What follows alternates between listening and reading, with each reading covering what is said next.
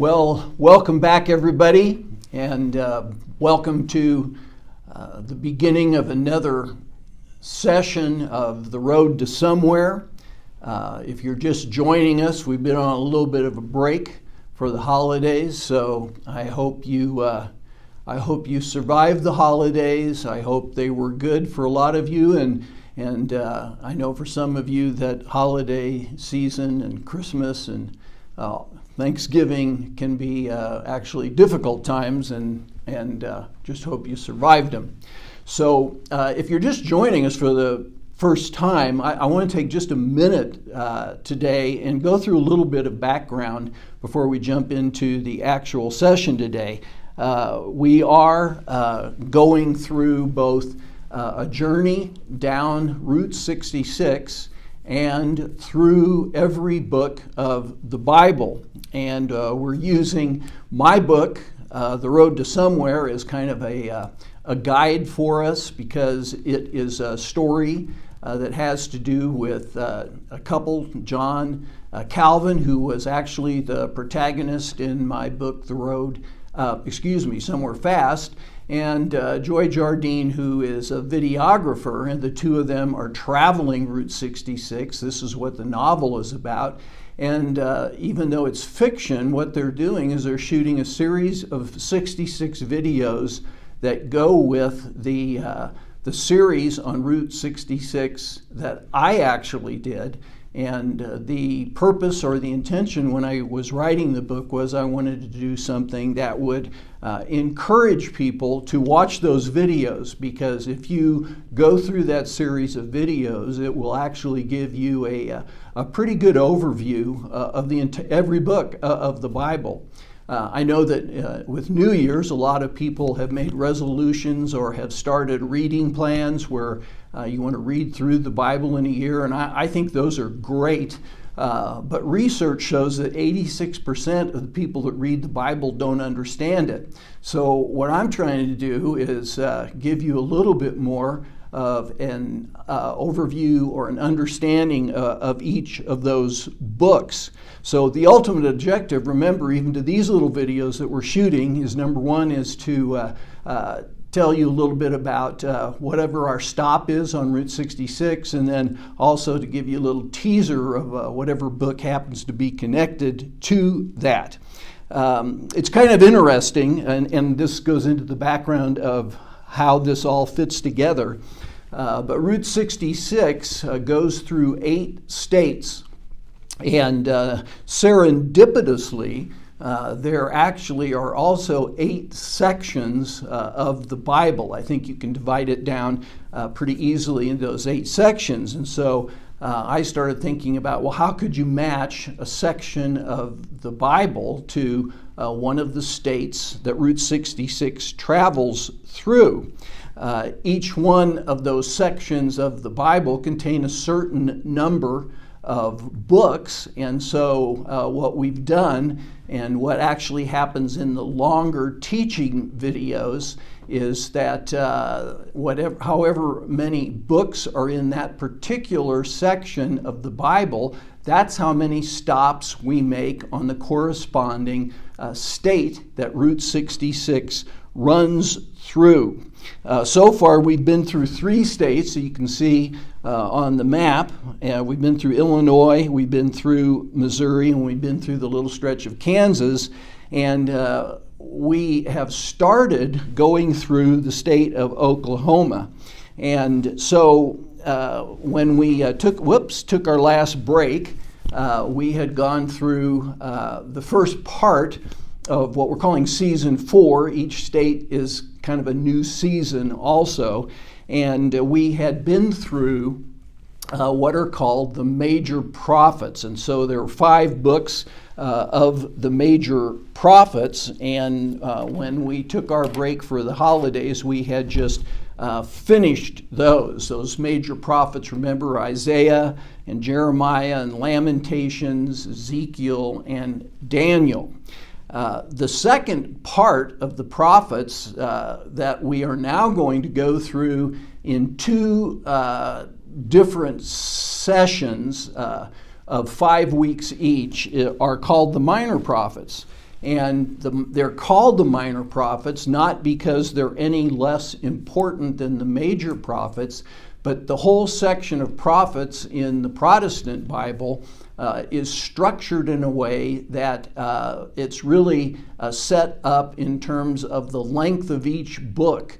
And so it goes from the longest of the books, Isaiah, all the way down to the shortest of the books, which would be Malachi. And so part of what happens and becomes confusing to a lot of people is that because it isn't chronological, it can be very confusing. So we might look at a prophet that is what they would call pre-exile, that is prophesying about and warning Israel or Judah about the coming judgment because of their sin and really idolatry, which was the huge problem. And so you might be reading one prophet that is pre-exile, which would be the judgment piece, and then all of a sudden the next prophet might go all the way, far into post-exile, and then the next prophet might be back to pre-exile. So it can be a little bit confusing, but we'll point that out as we go through. I think this is a section of the Old Testament that probably is the least understood, perhaps, of maybe all of the Bible. And so this would be pretty important to go through the minor prophets. Again, not linear. The other thing is that what you'll see is that each of these prophets goes back and in terms of chronology fits under some of the kings, either of Israel or of Judah. And so again, it can be confusing, but hopefully, we will try and help you understand that. By the way, in the Hebrew Bible, all of the minor prophets were contained on one scroll. And of course, all of these documents in the Bible, all 66, existed independently before they were pulled together into what was called the canon. And even then, they didn't have what we would consider books until about the 4th century. So when all of this came together, the Hebrew Bible became the pattern for what the Old Testament in your Bible is. And the Hebrew Bible is set up a little bit differently in certain places. It has all the content. We've talked about this before, I know, but for those that are new, all the content that our Old Testament has, but it's structured differently. And one of the places where it's structured differently is that all 12 of the minor prophets are contained in what we would call one book. It is the last book of their section on the prophets. And so because of that and a couple of other changes, the Hebrew Bible only has 22 books. We have 39 books, but it's the same content. But we're going to go through the minor prophets one at a time. And as John and Joy are traveling down Route 66 and through Oklahoma at this point in time, on the video that they're shooting, they come to a point where their stop is Tulsa, Oklahoma. Again, we're sort of in this northeastern quadrant of the state of Oklahoma, and I'm going to blow that up for you and show you how that now we come to the city of Tulsa. We've just traveled 16 miles in the story in the book from Catoosa, Oklahoma, where we saw the big blue whale of Catoosa, and now we're traveling down to Tulsa. On the way, it's quite interesting because right outside of Catoosa, there actually is a port, where ships are actually loaded and are taking goods. Used to be primarily oil because Tulsa was at one point in time known as the oil capital of the world. But in the book, John and Joy are kind of shocked because here they are in the middle of Oklahoma and they run across a port. What has happened is that during the heyday of the oil industry in Oklahoma. They built this port because there was an offshoot of the Arkansas River that ran right through here between Catoosa, a little bit closer to Catoosa than Tulsa actually, and that tributary actually then ran into the Arkansas River, and the Arkansas River runs into the Mississippi River, and then of course the Mississippi River barges could be taken all the way down to the Gulf of Mexico. And so one of the kind of crazy stops along Route 66 is this port of Tulsa. The other thing that Tulsa, and by the way, Tulsa, of course, is a major city. We've been through all of these little small cities along the way. Tulsa has a population of around 400,000, and it's the second largest city in Oklahoma. The largest is Oklahoma City, and Route 66 runs through there also. But Tulsa is one of the cities that makes the claim that it is the home of Route 66. The reason for that being, and you'll see some of this in the longer video and a lot of it in the book, by the way, is that the story behind Route 66 has to do primarily with a man by the name of Cyrus Avery, who helped really put together the route or Route 66. Originally, it was supposed to be a highway that ran from the east to the west coast, quite a bit north of where it ended up being, and Avery and some other businessmen were able to put together a Route 66 association for the state of Oklahoma and convince the National Highway Association that what was really needed was a road that would run from Los Angeles to Chicago and would run through both Oklahoma City and Tulsa, just by chance, where Cyrus Avery had all of his businesses. So anyway, you can kind of find out a little bit more of the story of that if you watch the longer video and read the book. You'll kind of see how that all came together. Lots of attractions, lots of Route 66 attractions in Tulsa. One of the more well-known is called the Golden Driller. And this is where John and Joy decide they're going to shoot the video for Tulsa, kind of at the foot of the Golden Driller. The Golden Driller, by the way, stands 75 feet tall. One of the things that strikes me is that's only 15 feet less than the statue of Nebuchadnezzar back in the book of Daniel that Nebuchadnezzar set up on the plains of Babylon. And when three of Daniel's friends, Meshach and Abednego, Shadrach and Abednego, refused to worship that statue when they got thrown into the fiery furnace. So this gives you a little bit of a sense of what the size of that statue might have been. But again, it's one of the big attractions there in Tulsa, and so Joy and John decide that they're going to shoot their video. The city of Tulsa is paired up with then the first of the minor prophets, which is the book of Hosea.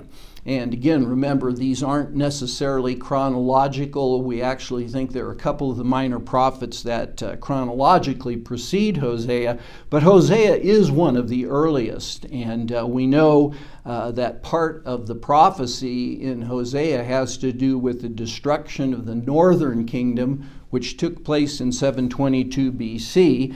And in the very first verse of the book, Hosea tells us what kings reigned during the time that he was receiving messages from God to communicate both to the northern and southern kingdom. And so the first verse reads, the word of the Lord that came to Hosea, son of Beri, during the reigns of Uzziah, Jotham, Ahaz, and Hezekiah, all of whom, by the way, were kings of Judah, which is the southern kingdom, and during the reign of Jeroboam, son of Jehoash, king of Israel, northern kingdom. For those of you that are real interested in history, this would have been Jeroboam II, not the original Jeroboam, because that was clear back in 930 BC. And so this is roughly covers a period of roughly around 60 years that would include the time 722 pre-722 BC, and then the Hezekiah, the last of these kings chronologically, died in 740 BC. So this kind of gives you an idea that it's probably early to mid 8th century BC. And Hosea, because of the timing and the fact that the northern kingdom has not yet been destroyed by Assyria, it's a series of messages both to the north and the south. Now, Hosea is kind of unique, and you might have recognized that I gave it the title, Go Marry a Hoe. And this is actually the instructions that God gives to Hosea in the book of Hosea. So right out of the chute, I'm going to go back here to in the second verse of the book, we read this. When the Lord began to speak through Hosea, the Lord said to him, real quick by the way, notice that's third person. In other words, this Hosea doesn't say, this is what the Lord said to me. These prophecies were probably collected because, again, they ran over a period of 60 years. But the first thing that we're told is that the Lord said to him, go marry, and the NIV says, a promiscuous woman, and have children with her. For like an adulterous wife, this land is guilty of unfaithfulness to the Lord. So a little bit like Ezekiel, who was given a lot of strange instructions that acted out physically the relationship between Israel and God, God gives this bizarre assignment to Hosea. He basically says to go marry a whore is probably the most accurate translation. Literally in the text it says a wife of whoredom or a wife of adultery. And of course the contemporary slang for whore is simply the word hoe. And so literally what God is saying to Hosea again is go marry a hoe, go marry a whore. And not only marry her, but have kids with her. And then, in what is perhaps sort of an ancient form of child abuse, he's told what to name his kids. These are horrible names. And he first has a daughter, and her name is Unloved. Hi, little girl. What's your name? Oh, my name is Unloved. And it's a horrible name, okay? And then he has a son, and he has to name his son Not My People. And again, the names of the children are a reflection of this point in time where God is getting ready to judge them. And the picture is that Israel is like a unfaithful wife. Israel's like a whore spiritually who abandons her husband, who is God, and then attaches herself in idolatry, which is like spiritual adultery, to the gods of the nations that Israel defeated in the conquest. So he marries a woman by the name of Gomer, and at a point in time after these children are born, Gomer abandons them and takes up with another man. The way that it plays out when Hosea is told he has to go and buy her back tells us that either she ends up in slavery, or perhaps the man that she's unfaithful with would be the equivalent of a pimp. There's a chance she was actually a prostitute. That's one of the ways that sometimes this is, the text is actually interpreted. And God says to Hosea, after Gomer has been unfaithful and abandoned him and has committed adultery, he says, now go get her back and buy her back. And with a large sum of money, Hosea goes and he buys back his unfaithful wife. And then in the text and in the book, as you watch the longer video, what you'll see is the point of all of it, again, is that Hosea represents God in what is sort of an actual physical metaphor. Gomer represents Israel. Israel has been unfaithful, and as a result, they're going to experience disaster. So it's a warning, again, of coming judgment. But God says, I still love them, which is amazing. It's a little bit like what happened in Lamentations, where Lamentations, the city of Jerusalem, has been destroyed. And in the midst of that, you know, the most upbeat part that we looked at in Lamentations is where the famous hymn, Great is Thy Faithfulness, comes from, where, again, Jeremiah says, because of the Lord's great love, we are not consumed. His mercies are new every morning. Great is Thy faithfulness. The key here that's very rarely pointed out is that even though they've experienced this unbelievable judgment that Hosea is warning about, so Hosea precedes Jeremiah, and in spite of that, because of God's love, they aren't consumed. It's not a total annihilation, and in fact, there will be a remnant that God then brings back. He's going to restore them, and in the text, it's kind of cool that he says, and when that happens, instead of being called unloved, you will now be called loved. And instead of being called not my people, once again, you will be called my people. Fascinating book.